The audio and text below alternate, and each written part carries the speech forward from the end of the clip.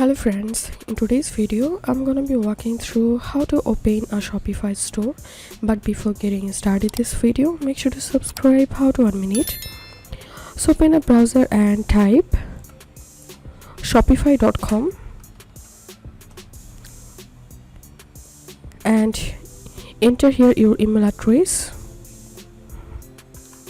and click on start free trial and give here a login password. Here we can see my store name. To change the store name, click on edit, and now from here you can easily change the store name, and if it's available, click on create your store.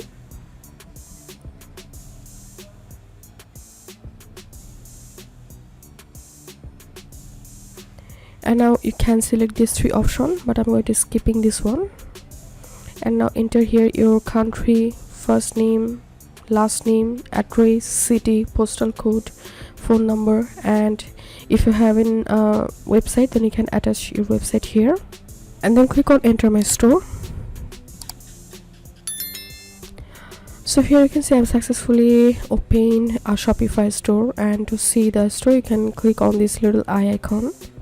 If you think to see more Shopify videos, please check the links in descriptions. If this video helped you, give a thumbs up and please consider subscribe. How to 1 minute. Thank you for watching.